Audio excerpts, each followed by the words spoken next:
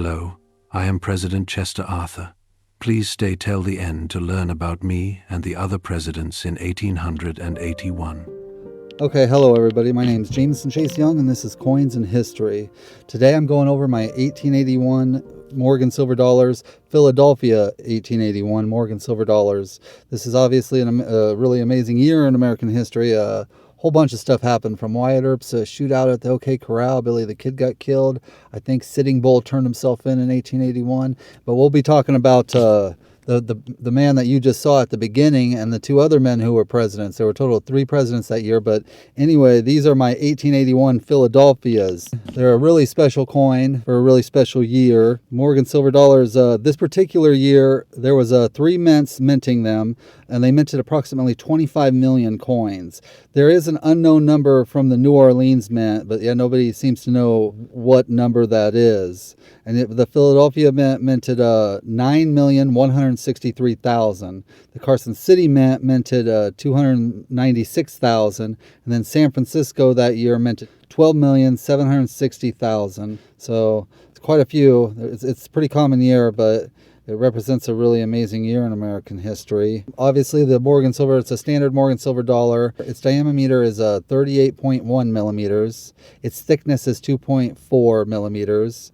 It has a reeded edge and a composition of 90% silver, 10% copper.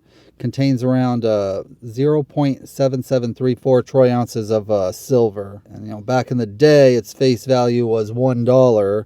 And they made these Morgan Silver Dollars from 1878 to 1904, and then again in 1921. George T. Morgan was the designer. And yeah, I like my Morgan Silver Dollars, and they're definitely they are common, because I just kind of buy them by the, I don't know, what are you going to call, herds or the stack, just a big stacks of them out of the coin shop. And I always can tell which ones are the common ones just by how many ones, if I got a lot of this kind or that kind or that kind or this kind. Like 1921s are obviously the most common. But yeah, you can tell. And I do have quite a few 1881s. They're not the most common, but they are common. But like I said, they're a very amazing coin for an amazing year. And that amazing year had 3 presidents in one year. These 3 presidents were Rutherford B. Hayes, James A. Garfield, and Chester A. Arthur. How this year came to having 3 presidents in one year was Rutherford B. Hayes. He served from 1877 to 1881, and he was a Republican. During his term, he focused on civil service reform and the withdrawal of federal troops from the South, which effectively marked the end of Reconstruction. However, he chose not to seek re-election, so that kind of paved the way for new leadership. His presidency ended on March 4th, 1881.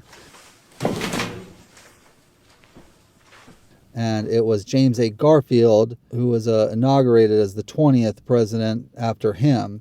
Garfield was also a Republican, and he had been a Civil War general and a member of the Congress before he was the president. His administration was short-lived, lasting only a few months. Garfield's presidency, it was marked by a commitment to civil service reform and his push against the dominant political patronage system of the time. Tragically, though, he was shot on July 2nd, 1881. He was shot by a disgruntled office seeker. Garfield, he fought valiantly for his life, but succumbed to his wounds on September 19th, 1881. Following Garfield's assassination, Chester A. Arthur, who was Garfield's vice president, so Chester A. Arthur stepped into place, being Garfield's vice president, and Chester A. Arthur, he served from 1881 to 1885. And initially considered a product of the patronage system, Arthur surprised many by championing civil service reforms. He was instrumental in the passage of the Pendleton Civil Service Reform Act, which established a merit-based system for federal employment, thereby reducing corruption within the government. The transitions from Hayes to Garfield and then to Arthur highlighted kind of a really evolving door of American politics in that late 1800s period. Particularly, that time, the world was in a lot of change. It was becoming industrialized. These 3 men all served in a time when America was changing pretty rapidly.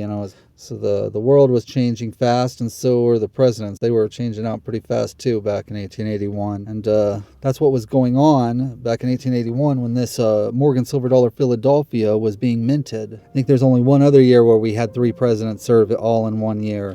But anyway, I hope you find these videos really interesting. I hope you enjoy these videos, and if you do, please like them and please subscribe to the channel. Thank you. My name's Jamison Chase Young, and thank you for tuning in.